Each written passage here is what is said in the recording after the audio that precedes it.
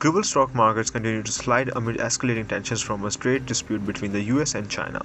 Asian markets experienced heavy losses, with Hong Kong's Hang Seng Index plunging more than 13%, marking its biggest single-day drop since 1997. Tokyo's Nikkei 225 also fell nearly 8%. Amid this global uncertainty, the Pakistan Stock Exchange also experienced steep declines. The KSE100 index fell sharply by 3,882 points, closing down to 3.27%. Analysts linked these losses to global trade fears impacting sectors including oil, gas, and textiles. In the US, the major indices opened sharply lower, dropping more than 3% in early trading. Markets in Europe followed suit, falling as uncertainty around trade deepens. Over the weekend, the US imposed a 10% tariff on global imports, with even higher levies, 34% on Chinese goods and 20% on EU products, set to begin later this week. Beijing retaliated by announcing a 34% tariff on US imports scheduled to start Tuesday. Chinese officials said their measures aim to bring the US back to multilateral trade discussions. In response to escalating tariffs, European Trade Minister met in Luxembourg to plan potential countermeasures. Germany and France have urged targeting US tech firms, while Ireland cautioned that taxing US services could worsen tensions. EU Trade Commissioner Marco Sefcovic confirmed the bloc is preparing tariffs on $28 billion of US imports, effective from 15 April.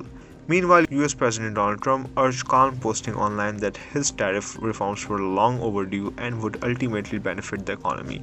He further warned China to withdraw its retaliatory tariffs by tomorrow or face increased levies of 50%. He also announced that diplomatic trade talks with China would cease immediately, focusing instead on discussions with other countries. World leaders have expressed concerns and initiated diplomatic efforts. Japan's Prime Minister Shigeru Ishiba spoke directly with Trump, urging reconsideration. Canada, affected by a 25% tariff on cars and car parts, has filed a complaint with the World Trade Organization and announced reciprocal tariffs. Economists and business leaders are warning of potential recessions triggered by the escalating trade dispute. JP Morgan Chase CEO Jamie Dimon cautioned tariffs could raise inflation and slow growth. Oil prices, affected by fears of declining demand, have dropped below $60 a barrel. As global markets grapple with volatility, financial leaders continue to urge dialogue and solution to ease the growing economic tensions. Israel continues its intense bombardment of Gaza, striking a tent housing journalists near Nasser Hospital in Khan Yunis. At least 2 people were killed and 9 others wounded in the attack.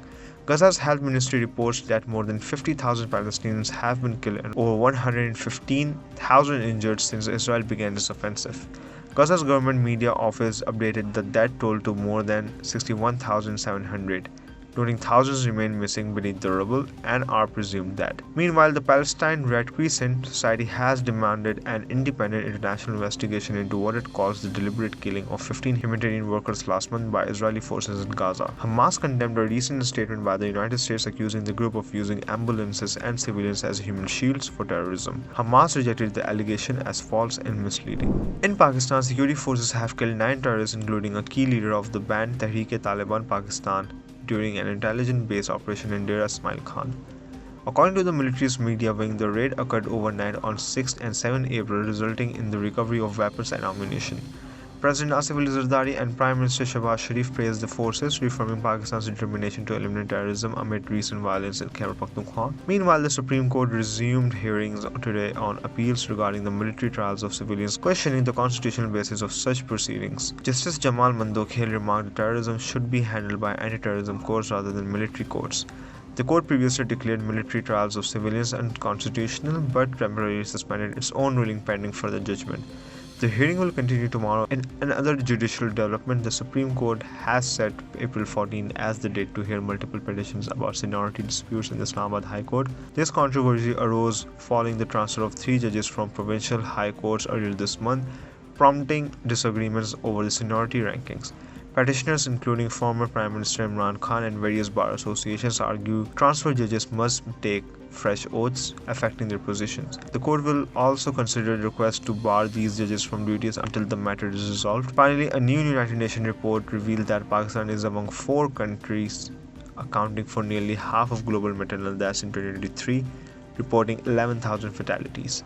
The UN highlighted the need for urgent investments in the midwife and healthcare infrastructure, noting concerns over funding cuts and disruption caused by the pandemic. The report stressed sustained global efforts are essential to prevent further maternal deaths. Ukraine is preparing to send negotiators to the United States this week to discuss a proposed deal that would grant the US preferential access to its rare earth minerals. Deputy Prime Minister Yulia Svyrydenko confirmed on Monday that a team including officials from the economy, foreign affairs, justice and financial ministries would travel to Washington. Svyrydenko said on social media that the talks are meant to align on project selection, legal frameworks and investment strategies. The proposed agreement has been tied to continued US support for Ukraine as it resists Russia's invasion. US President Donald Trump has promoted the deal as a key step toward Ukraine's post-war security and reconstruction, linking it to broader economic recovery plans. An earlier version of the deal was scrapped after a contentious Oval Office meeting between Trump and Ukrainian President Volodymyr Zelensky. A revised draft presented in late March expanded the scope to include not only rare earth minerals but also gas and oil. The leaked version drew criticism from some Ukrainian lawmakers who labeled it as diplomatic power play. President Zelensky has stated that Ukraine will not accept terms that frame past US assistance as loans requiring repayment, nor will it endorse an agreement that could undermine future integration with the European Union. Meanwhile, Kremlin spokesperson Dmitry Peskov reiterated Moscow's interest in a ceasefire but noted significant unresolved issues. Russian President Vladimir Putin has rejected proposals for a full ceasefire and linked any Black Sea truce to the lifting of Western sanctions. European allies, including French President Emmanuel Macron, have urged the US to resist what they see as Russian delaying tactics. Macron said Russia's ongoing bombardments demonstrate a lack of commitment to peace as negotiations continue. US officials, including Secretary of State Marco Rubio, insisted that they will soon determine whether Moscow is serious about pursuing peace. The upcoming talks in Washington will likely to play a pivotal role in shaping Ukraine's economic and diplomatic future.